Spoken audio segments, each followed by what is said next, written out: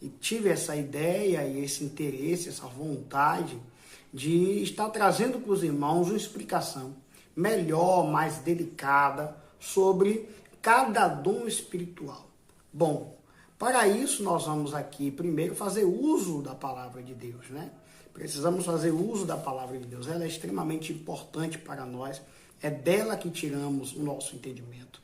Então ela é prioritária. Aqui no canal Verdades Pentecostais, a Bíblia sempre vai ser prioridade e sempre terá a sua posição de respeito. Ela é a palavra de Deus. Lembrando, respeitamos a Bíblia, entendemos a sua importância, entendemos que ela é o Logos escrito de Deus. Né? Ela é o verbo escrito de Deus, enquanto Cristo é o verbo vivo, é o verbo que se fez carne da parte de Deus. Porém, não idolatramos a Bíblia. O crente não idolatra a Bíblia, entende sua importância, entende o respeito que deve se dar, pois ela representa o próprio Deus em linguagem humana.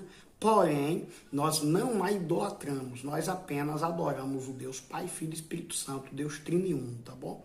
Então, vamos fazer uso aqui da palavra de Deus. 1 Coríntios 12, versículo 8.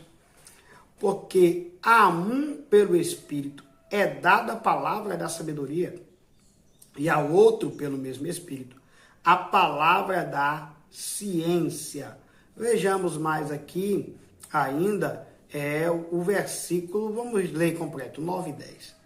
E o 9 diz assim: e a outro pelo mesmo Espírito a fé, e a outro pelo mesmo Espírito os dons de curar, e a outro a operação de maravilhas, e a outro a profecia, e a outro o dom de discernir os espíritos, e a outro a variedade de línguas, e a outro a interpretação das línguas. Mas um só e o mesmo Espírito opera todas essas coisas, repartindo particularmente a cada um como quer. Bom, como foi explicado na última lição, quero abordar mais uma vez. O teólogo Stanley Ronston, que é um teólogo pentecostal muito respeitado, ele explica em sua teologia sistemática, editada pela CPAD, que os dons de 1 Coríntios, capítulo 12, se divide em 3 classificações principais, 3 classificações interpretadas, separadas de forma teológica, sendo os 3 dons, que são chamados dons de revelação, depois outros 3 dons, conhecidos como os dons de poder, e outros 3 dons, que são os dons de elocução. Hoje eu pretendo falar aqui sobre os 3 dons referentes aos dons de revelação, classificados como dons de revelação. Bom, entre os dons de revelação está aí o dom da palavra da ciência, classificado como um dom de revelação. Mas primeiro vamos aqui melhor definir, melhor entender esta palavra revelação. A revelação aqui nesse quesito seria ato pelo qual Deus revela aos homens os seus mistérios, a sua vontade. Então, o dom da palavra, os dons de revelação, são meio pelos quais Deus revela ao crente, revela à igreja, revela também ao ímpio o seu querer, a sua vontade, a sua multiforme graça. Através destes dons, Deus revela o seu querer, a sua vontade, Deus revela os seus mistérios, tá bom? Veja que é necessário estes dons de revelação para a igreja. O apóstolo Paulo, orando pela igreja de Éfeso, e a oração é escrita em Éfeso, capítulo 1, versículo 17, ele ora para que o Espírito Santo ilumine, ou melhor, para que o Espírito Santo dê aos crentes iluminação e revelação das coisas de Deus. Então, é necessário buscarmos o dom da revelação. O apóstolo Paulo dá importância a esses dons, e esses dons são extremamente necessários, são essenciais para a saúde da igreja. Sendo o primeiro deles, que eu vou comentar aqui, o dom da palavra da sabedoria. Quando se trata de palavra, aqui nós estamos falando tanto de palavra proferida, tanto de palavra dita, quanto de palavra escrita.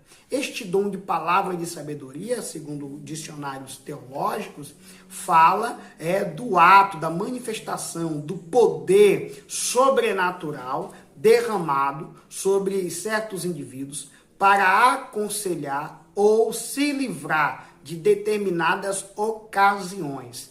Portanto, falando aí dentro dessa linguagem de dicionários teológicos, este dom de palavra da sabedoria seria uma revelação da vontade de Deus por meio escrito ou por meio dito, aonde Deus, por meio de conselho, por meio de estratégias, dar ao crente ou à igreja sabedoria, discernimento para tomar decisões em momentos difíceis, momentos de aperto, momentos mesmo de aflição, ou até mesmo para aconselhar alguém necessitado sobre a melhor atitude a se tomar em determinada ocasião, circunstância. Então se manifesta o dom da palavra da sabedoria, onde com sabedoria, com sabedoria de Deus mesmo, com discernimento espiritual também seria uma das interpretações, ele vai ali ter ciência, sabedoria, conhecimento para poder aconselhar aquela pessoa ou ter uma estratégia para livramento, para resposta, para suprir necessidades que possam vir sobre ele em momentos de adversidade. Portanto, simplificando aí, este dom de sabedoria fala de um fragmento da sabedoria de Deus que se manifesta em momentos necessários na vida do crente, para a edificação do crente, para a edificação da igreja de Deus, tá bom? Então, para nós melhor entendermos, vamos ver isso na Bíblia. Como que aparece na Bíblia? Como explicar dentro da Bíblia essa manifestação do dom da palavra da sabedoria? Nós vamos ver através da vida de José. José não só interpretou o sonho de Faraó, como José teve o dom da sabedoria manifesto ali em sua vida, mesmo no Antigo Testamento, como já falamos de outra vez, pentecostalismo e manifestação do Espírito Santo não é uma ideia criada pelos crentes do Novo Testamento, é algo que aparece desde mesmo de Gênesis 1, o Espírito Santo pairava sobre as águas. A partir dali, já há ação do Espírito Santo, já há uma profecia, uma predição do que seria o Pentecostes, o ministério do Espírito Santo, já há ali um pentecostalismo, uma atuação do Espírito sendo manifesta. Então, desde Gênesis 1, o Espírito Santo já existe, o Espírito Santo é eterno juntamente com Deus Pai, faz parte da Trindade, faz parte do Deus Triniuno. Então, o Espírito Santo sempre existiu. Uma vez que o Espírito Santo sempre existiu o pentecostalismo, sempre existiu a atuação deste Espírito, sempre existiu o poder de Deus, manifestação de dons espirituais, capacitação divina por meio dos dons do Espírito para os servos de Deus em toda a Bíblia. Então José vai interpretar o sonho e José vai ter palavra de sabedoria, vai ter uma estratégia para como que Faraó vai fazer com que a prosperidade, a abundância permaneça no Egito, mesmo quando todo mundo estava em crise. Então, vá vendo aí a amplitude do dom da sabedoria. Vá vendo aí o poder, a autoridade, a magnitude deste dom da palavra da sabedoria. José, através do dom da palavra da sabedoria, deu a Faraó, através de conselhos de sabedoria vindos do próprio Deus, emanados do próprio Deus, deu a Faraó conselhos que fez com que o Egito crescesse ainda mais em tempos de crise, quando todo mundo conhecido daquela época, circunvizinho ao Egito, estava em crise intensa. Nós vamos ver o Egito crescendo, o Egito prosperando, graças ao conselho dado por José.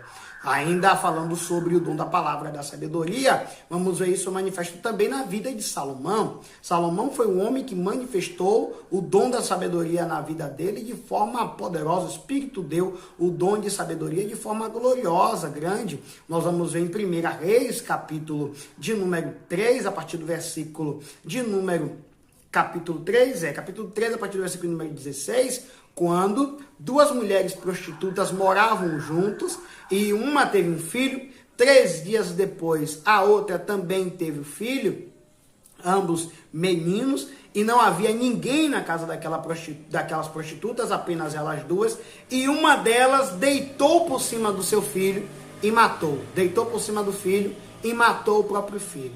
Então, elas vão até o rei, porque a que matou o filho trocou o filho com a outra que estava viva, né? Com o filho com a criança que estava viva, perdão, trocou ali o morto pelo vivo e disse que o filho era dela. Então aquelas mulheres foram até Salomão para poder Salomão julgar a causa. E aí ela falou, o filho é meu, outra disse, não, o filho é meu, o filho vivo é meu, o filho morto é seu. E aquela contenda, aquela coisa de quem é o menino. E através do dom da palavra da sabedoria, Salomão resolve o problema e descobre que é a verdadeira mãe. Porque Salomão diz assim, ó, vamos fazer o seguinte, vamos cortar o menino ao meio aí, dar um pedaço para uma, outro pedaço para outra. E a mãe verdadeira disse, não, deixa o menino com ela. Manifestou ali o seu amor de mãe. Enquanto que a outra concordou que o menino fosse cortado ali ao meio. Então, você vai ver aí a sabedoria de Salomão. Salomão disse, não, essa é a verdadeira mãe. A mulher que concordou que cortasse não é a verdadeira mãe. O filho dela que morreu. A verdadeira mãe é essa daqui, que não quer ver a morte do seu filho. Então, isso foi uma manifestação do dom da palavra da sabedoria. No Novo Testamento, o dom da palavra da sabedoria se manifesta na vida de Jesus e se manifesta aí de forma clara também na vida do diácono Estevão, na vida de Jesus. Quando Jesus foi pego ali de surpresa pelos escribas e fariseus, que levaram até Jesus uma mulher pega no ato de adultério e disseram, ó, segundo a lei de Moisés, a gente tem que apredejar. E aí, o que é que o senhor diz? Jesus não podia ir contra a lei de Moisés, senão ele ia morrer naquele momento ali, ia ser acusado de blasfêmia, de falar contra a lei, ia ser levado a julgamento por conta da religião judaica e ia morrer, ia ser condenado à morte mais cedo do que o que deveria dentro dos planos divinos. Então Jesus manifesto, cheio, melhor dizendo, do dom da sabedoria, da palavra da sabedoria, diz assim, ó, quem não tem pecado atira a primeira pedra. E aí, desde o mais velho até o mais novo, foram deixando as pedras e indo embora. Jesus, então, se manifestou ali através do dom da palavra da sabedoria. Jesus usou o dom da palavra da sabedoria para sair daquela circunstância difícil, daquele momento ali de crise que ele enfrentou. E a vida de Estevão, a Bíblia Sagrada vai dizer, em Atos capítulo de número 6 e 7, ali vai dizer que os escribas e fariseus não conseguiam resistir às palavras de sabedoria de Estevão. Estevão expôs o Antigo Testamento, apontando para Jesus, tendo Jesus como chave hermenêutica do seu sermão. Ele apontou todo o Antigo Testamento para Jesus. E uma exposição maravilhosa, uma hermenêutica perfeita, precisa, uma exegese perfeita. É claro que ele é judeu, é claro que a exegese dele ia ser perfeita e convivendo naqueles dias ali, dentro do contexto da história, vivenciando de fato a história, o que seria futuramente a história bíblica, né? Então é claro que a exegese dele é clara, a hermenêutica dele é perfeita e ainda usou-se de uma prédica, de uma oratória que fazia com que os escribas e fariseus não conseguissem resistir à sabedoria daquele homem. Então foi manifestado ali o dom da palavra da sabedoria. Uma coisa que é importante, Estevão deve ter errado em sua vida. A Bíblia não registra, mas Estevão não era perfeito. Estevão deve ter errado em sua vida. Salomão manifestou o dom da sabedoria, mas errou muito em sua vida. José manifestou o dom de sabedoria, mas errou em sua vida, em algum dado momento da sua vida. Ele deve ter feito alguma atitude errada, a Bíblia não revela, mas deve ter cometido algum erro, um erro de cálculo, um erro no falar, algum tipo de erro. Por quê? Porque este dom da sabedoria é uma manifestação do poder de Deus para momentos específicos da necessidade do crente ou da igreja, para a saúde da igreja, para a proteção da igreja, para a edificação da igreja e do crente que possui esse dom. Então, não quer dizer que aquele que tem um dom da palavra da sabedoria vai saber tudo sobre geografia, tudo sobre ciência, tudo sobre matemática, ele vai ser uma pessoa extremamente inteligente. Não se trata de inteligência humana, não se trata de conhecimento intelectual, que isso você adquire lendo bons livros, né? Mas se trata de uma capacitação dada pelo Espírito de Deus para aconselhamento e para livramento, para respostas em situações difíceis, para estratégias diante de momentos de adversidade e crise. É uma chave que Deus dá, uma sabedoria que Deus dá ao crente e à igreja, tá bom? Então, tendo entendido isso aí, eu quero falar um pouquinho aqui também sobre a importância dessa sabedoria na vida da liderança.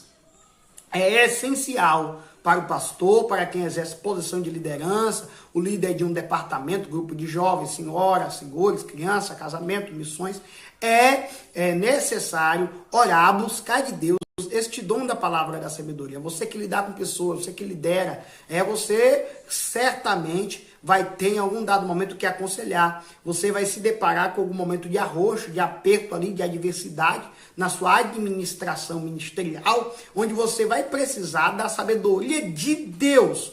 Vai precisar que esse fragmento da sabedoria de Deus se manifeste na sua vida para que você tome a atitude certa, para que você dê o conselho certo e não siga aí as suas intuições, o seu conhecimento, a sua sabedoria. Porque na mente humana, às vezes o homem acha que está subindo, mas realmente está descendo. Às vezes, tudo na lógica humana, no pensamento humano, me faz entender que no caminho direito é o caminho melhor a seguir. Porém, Deus estava querendo que eu pegasse a curva que estava à esquerda, porque ali era o melhor caminho a seguir. Então, devemos ter esse cuidado para usar o dom com sabedoria, não confundir o nosso pensamento, a nossa vontade, a nossa lógica humana, terrena, com o dom da palavra da sabedoria e dar conselhos que Deus não queria que você desse. Então é essencial para a liderança, mas deve-se ter cuidado ao exercer aí o aconselhamento, ter cuidado para não estar exercendo a sua vontade, aconselhando segundo a sua lógica e não segundo aquilo que Deus de fato queria que você aconselhasse, que isso aí vai fugir completamente do dom da palavra da sabedoria. Em segundo ponto, vamos falar aqui sobre o dom da palavra da ciência. O que é o dom da palavra da ciência? Vejamos aqui uma certa anotação que eu deixei aqui para a gente ler junto. Este dom muito se relaciona ao ensino das verdades da palavra de Deus, fruto do resultado da iluminação do Espírito Santo no crente, acerca das revelações dos mistérios de Deus. Conforme aborda Stanley Horton, este dom também se relaciona à capacidade sobrenatural concedida pelo Espírito Santo ao crente para este conhecer fatos e circunstâncias ocultas. Então, o dom da palavra da ciência, já vem aí da ciência, conhecimento. Não se trata como um dom de sabedoria, de um entendimento, de uma sabiciência. Trata-se de conhecimento, de discernimento. Trata-se de conhecer aquilo que está oculto. Trata-se de conhecer aquilo que não foi revelado, aquilo que está em oculto. Seja da vida de uma pessoa, seja uma visão diferenciada de uma passagem bíblica, o que pode também ser conhecido como iluminação. Não é a mesma coisa que iluminação, mas está estritamente relacionado com a iluminação espiritual do crente. Se você não sabe o que é iluminação, eu vou deixar aí na descrição desse vídeo aí o meu WhatsApp. Eu leciono bibliologia para a glória do eterno Deus, e caso você queira levar esse curso aí à sua igreja ou formar uma turma para que você participe das nossas aulas online de bibliologia, você vai contactar comigo aí através do WhatsApp e nós vamos aí estar conversando, fazendo a sua inscrição, e nós vamos estar juntos estudando bibliologia, e você vai aí saber melhor o que é a iluminação, diferença entre revelação, inspiração e iluminação, e entre tantas outras coisas que a bibliologia pode nos ensinar, tá bom? A função do dom. Qual é a função do dom da palavra do conhecimento? O dom da palavra da ciência não visa servir a propósitos triviais. A manifestação sobrenatural deste dom tem a finalidade de preservar a vida da igreja, livrando-a de qualquer engano ou artimanha do maligno. Então não trata-se apenas de uma previsão do futuro, tá? As igrejas neopentecostais, não agravando a todas, tem gente séria no neopentecostalismo, mas boa parte delas não sabem discernir essas três coisas. Existe uma diferença entre o dom da palavra do conhecimento, né? O dom de profecia e o ato da revelação. Há uma diferença. Revelação é revelar, é ter o conhecimento, é receber de Deus a revelação, o conhecimento de algo que estava oculto ou que está para acontecer, tá bom? A profecia é o ato de profetizar, de proferir palavra, de decretar. Também pode ser uma predição sobre o que vai acontecer no futuro, liberar uma palavra sobre algo, determinar algo que vai acontecer no futuro por uma orientação divina, por uma orientação de Deus. Na Bíblia Sagrada, no Antigo Testamento, o profeta e o ato de profetizar não estava ligado tanto a revelar o futuro, mas estava mais ligado em falar sobre o pecado do povo, em anunciar o pecado do povo, revelar o pecado do povo, não chave de carro, chave de casa, chave de apartamento, que fulano é para A, que ciclano é para B, não. Na Bíblia Sagrada, no Antigo Testamento, o ato de profecia está em revelar o pecado do povo e anunciar o caminho do arrependimento. E aí então vem proferir, predizer o que aconteceria como consequência da vida contínua no pecado e como consequência de um arrependimento que Deus faria, tá bom? Esse é o profetismo bíblico do Antigo Testamento. No Novo Testamento, o ato de profetizar também tem seu campo de revelação, de predição daquilo que vai acontecer no futuro, né? Nós temos isso no Novo Testamento acontecendo em Atos ali, Ágapo, as filhas de Ágapo ali que eram profetisas, né? E nós vamos ver que no Novo Testamento o ministério profético na igreja, está relacionado também a isso, a defender a palavra, a anunciar a palavra, a declarar, a decretar as verdades bíblicas, tá bom? E tem sim um poder profético, espiritual, um ato profético no Novo Testamento, na Bíblia, existe, mas está estritamente relacionado à palavra e à palavra de Deus. Não há atos, tá? No Novo Testamento não tem ninguém jogando óleo ungido em ninguém. No Novo Testamento não tem ninguém jogando sal em ninguém. No Novo Testamento não tem ninguém andando aí em vale de sal. No Novo Testamento não tem ninguém aí se vestindo de roupa branca, tá bom? Para isso ou para aquilo outro. No Novo Testamento não existe isso. Novo Testamento, os atos proféticos estão relacionados à palavra de Deus, a proferir a palavra de Deus. E o único ato profético que existe no Novo Testamento é a imposição de mãos. O ministério é reconhecido através, e o dom de Deus é reconhecido através da imposição de mão. É o ato profético do Novo Testamento. Imposição de mão, tá bom? E o ungir com o óleo aquele que está enfermo. É o ato profético do Novo Testamento. Fora isso, não há nenhum outro tipo de manifestação de ato profético no Novo Testamento. A profecia no Novo Testamento está relacionada a anunciar a palavra de Deus, a anunciar Cristo, a anunciar a volta de Jesus, os sinais da volta de Jesus, tá bom? E também não tem nada a ver com fazer contas matemáticas sobre a datação da volta de Jesus, tá bom? Então, existe revelação, existe profecia e existe o dom do conhecimento, que é o mesmo que revelação. É o termo usado no Novo Testamento para o que as igrejas neopentecostais chamam de dom de revelação. a Bíblia Sagrada fala aí de dom de revelação, que os neopentecostais chamam, é na verdade o dom da palavra do conhecimento. Aonde na Bíblia está manifesto aí a palavra do conhecimento? Na vida de Jesus e na vida do apóstolo Pedro, por exemplo. Na vida de Jesus, quando Jesus vai até a mulher samaritana e diz a ela, você teve 5 maridos, o que você tem agora não é seu. E ela viu que Jesus era profeta, porque falou algo que somente ela sabia. Então aqui é manifesto em Jesus, na vida de Jesus, através do Espírito Santo, o dom da palavra do conhecimento.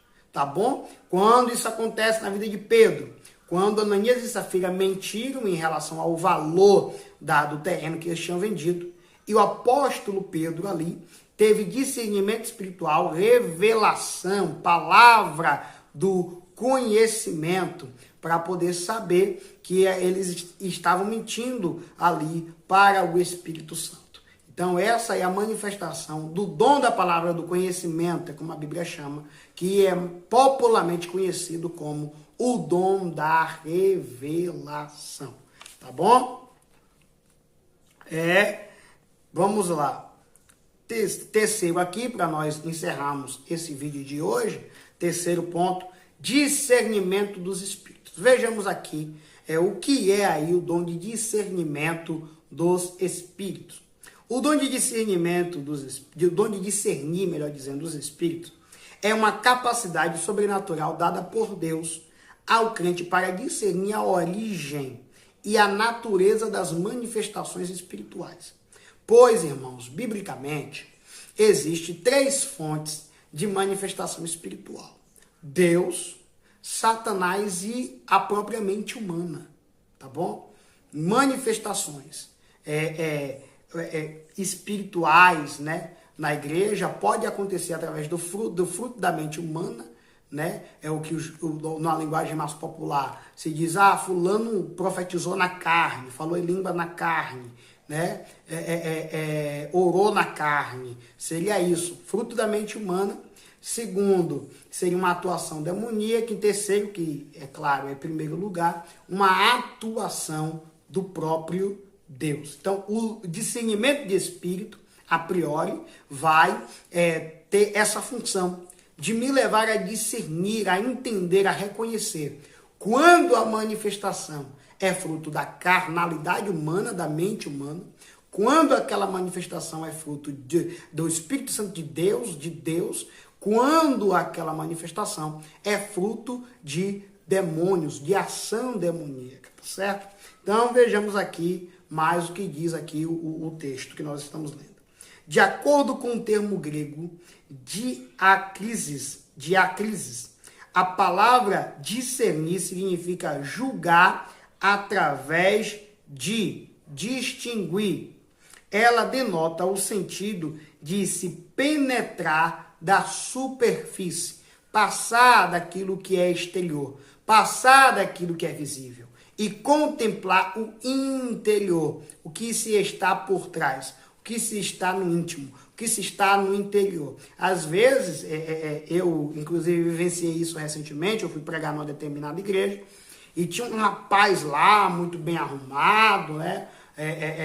Muito engravatado, camisa social, gravata, todo bem alinhado, e a irmã que estava dirigindo o culto deu àquele rapaz a oportunidade, e aquele rapaz não era crente, ele rejeitou a oportunidade, porque ele não era crente. Então a irmã não tinha um dom de discernimento de espírito, ela não discerniu ali espiritualmente que aquele rapaz ainda não tinha uma manifestação da presença de Deus na vida dele, ele ainda não tinha ali feito uma aliança com Jesus, portanto ele ainda não tinha sido selado com o Espírito Santo, ele ainda não era uma propriedade exclusiva de Deus, tá bom? Biblicamente falando, não é eu, é a Bíblia, Efésios capítulo 2, ele ainda era alguém escravo do pecado, mas aquela irmã se andou em discernimento do Espírito, para ver o que estava por dentro daquele homem, julgou apenas a sua aparência e deu a ele a oportunidade. Então, o dom de discernimento de espírito ajuda para que esse tipo de coisa aí não aconteça, tá certo? Vamos ver mais aqui o que o texto diz. Desmascarando e descobrindo a verdadeira fonte dos motivos. Stanley Hotham afirma que este dom envolve uma percepção capaz de distinguir espíritos, cuja preocupação é proteger-nos dos ataques de Satanás e dos espíritos malignos. Vejamos aqui o que a Bíblia Sagrada vai nos dizer sobre isso em 1 João capítulo 4. 1 João capítulo 4, logo no versículo de número 1, o apóstolo João vai falar algo sobre esta questão dos falsos mestres, do espírito do anticristo, a importância de se discernir os espíritos e orar para que Deus dê o dom de discernimento. Amados, não creais em todos os espíritos, mas provai se os espíritos são de Deus, porque já muitos falsos profetas se têm levantado no mundo. Então, o apóstolo João, na sua primeira epístola, vai aí clamar à igreja, vai pedir à igreja que não creia em todo espírito, mas que por meio do dom do discernimento de espírito, prove os espíritos. Paulo não usou esse tipo de linguagem, mas Paulo falou sobre a importância de a igreja provar os espíritos, como quando alguém estiver profetizando, falando em línguas ou profetizando, é necessário que todos se calem, para ouvir o que está sendo profetizado, para ouvir o que está sendo revelado, para que a igreja, o corpo de Cristo, julgue se aquela profecia é verdadeira ou não. É sério o negócio, irmão. Muita gente brincando com as coisas espirituais. É sério o negócio. A forma de culto e de uso dos dons espirituais que a maioria das igrejas tem hoje foge completamente daquilo que ensina a Bíblia. Veja o que Paulo disse, quando alguém estiver falando em línguas, que haja intérprete, para que edifique toda a igreja. E outra, quando alguém estiver profetizando, falando em línguas estranhas, a igreja toda se cala para ouvir. Um profeta de cada vez, tá profetizando, não pode profetizar todo mundo ao mesmo tempo, um de cada vez, e a igreja para ouvir, para buscar entender, compreender o que é que está sendo de fato profetizado. Então, essa é a recomendação do apóstolo Paulo sobre o devido uso dos dons espirituais, tá certo? É necessário orar por discernimento de espírito. Vamos lá. Aqui, o dom de discernir espíritos tem o papel essencial de preservar a saúde espiritual da congregação, segundo nos ensina o pastor Estevam Ângelo. O discernimento de espírito não é habilidade para descobrir as faltas alheias. O dom não é uma permissão para julgar a vida dos outros. Veja bem, o que se examina é a profecia, não o profeta. Tá bom? O que se julga é a profecia. O que se examina é a profecia. Tá bom? Então, veja bem, o dom de discernimento de espírito manifesto na igreja não é para eu estar olhando as faltas do irmão A, do irmão B, o pecado do irmão A, o pecado do irmão C, querer apontar o dedo e decretar quem vai para o céu, quem vai para o inferno, quem é de Deus, quem não é de Deus. Nada a ver isso aí não é bíblico, tá bom? Pelo contrário, a Bíblia diz que quem está de pé, cuide para que não caia. E a Bíblia diz que aquele que se considera forte, cuide do mais fraco, sustente o mais fraco, ajude o mais fraco. Crie, como ali uma babá, cuida, cria, como o aio, cuida ali do bebê, da criança recém-nascida, como está escrito lá em Gálatas, tá bom? Então, meus amados irmãos, o dom de discernimento de espírito não é para ficar caçando pecado dentro da igreja. Não, completamente errado. Não é para eu estar julgando quem Deus usa, quem Deus não usa, quem Deus usa mais, quem Deus usa menos. Não, de jeito nenhum. É para proteger a igreja contra falsos profetas, contra heresias, tá bom? Esta é a verdadeira unção. Veja ainda comigo aqui, muita gente, por exemplo, que tem unção, mas o que é a unção? Para que serve a unção? Qual a finalidade da unção na vida do crente? Qual a finalidade da unção na igreja? Vamos ver o que a Bíblia fala sobre unção? 1 João, capítulo de número 2, versículo de número 20. Veja o que diz. E vós tendes a unção do santo e sabeis tudo. Não vos escrevi porque não soubeis a verdade, mas porque a sabes, e porque nenhuma mentira vem da verdade. Quem é o mentiroso, senão aquele que nega que Jesus é o Cristo? E é o anticristo esse mesmo que nega o Pai e o Filho. Versículo 26 e 27. Estas coisas vos escrevi acerca dos que vos enganam, e a unção que vós recebestes dele fica em vós, e não tendes necessidade de que alguém vos ensine mais, como a sua unção vos ensina todas as coisas, e é verdadeira e não é mentira, como ela vos ensinou, assim nele permaneceis. Eita, irmão, como é isso aqui? Veja, quem tem unção não vive em heresias. A igreja ungida por Deus, a igreja que tem unção do Espírito Santo, o crente que tem a unção do Espírito Santo, segundo o apóstolo João, no capítulo 12, versículo 20, 26 a 27, o crente que tem unção, a igreja que tem unção, é uma igreja que pratica a palavra, que vive a palavra, que conhece a palavra e que não se entrega a heresias. A igreja que tem unção, a igreja como o povo de Bereia, em que Paulo pregava e o povo estava conferindo nas escrituras se o que Paulo pregava era verdade. Uma igreja que tem unção é como a igreja de Éfeso, que colocava à prova aqueles que se diziam apóstolos, mas não são. E em momento nenhum na Bíblia Sagrada, unção é ficar pulando, rodando, sapateando, caindo no chão. Eu sou pentecostal, eu falo em línguas, eu sapateio. De vez em quando eu sinto mesmo a presença de Deus, que me dá uns arrupios, eu dou aviãozinho, eu pulo, eu corto laço, eu sou crente pentecostal, eu sou de fogo, e vou dizer ainda numa linguagem mais neopentecostal, eu sou do manto, eu sou do mistério. Mas epa, pera ainda, irmão, dentro da Bíblia, dentro daquilo que a verdade de Deus ensina, não com esse monte de heresia que um bocado de gente aí que não sabe nada de Bíblia está fazendo por aí. Um bocado de gente fazendo um monte de coisa que não tem nada a ver com a Bíblia, dizendo que é unção. Os crentes que pula, que roda, que sapateia, que cai no chão, que rola no chão, que quebra a cadeira de igreja, que se bate no outro. Vários acidentes acontecendo aí nas igrejas, gente se batendo, gente caindo, quebrando cabeça, levando ponto, quebrando queixo, quebrando dente, porque pulando e rodando, dizendo que é a unção de Deus. Não, pelo amor de Deus, não, isso aí não. Aonde há unção de Deus, não há espaço para heresia. Aonde há unção de Deus, não há espaço para aquilo que não está na Bíblia Sagrada. Eu vou ler de novo. Versículo 20. 1 João, capítulo 2, versículo 20. E vós tendes a unção do Santo e sabeis tudo. Versículo 26 e 27. Estas coisas vos escrevi acerca dos que vos enganam. E a unção que vós recebestes dele fica em vós.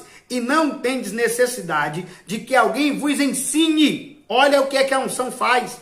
Mas, como a sua unção vos ensina todas as coisas, e é verdadeira e não é mentira, como ela vos ensinou, assim nele permaneceis. Ou seja, resumindo mais uma vez, a verdadeira igreja ungida, a verdadeira unção de Deus na igreja é o conhecimento da palavra, da verdade. É o conhecimento do verdadeiro evangelho. É a defesa das doutrinas bíblicas. É para isso que a igreja é ungida, para ser coluna e defesa da verdade. Tá bom, meu amado? Isto é unção na Bíblia.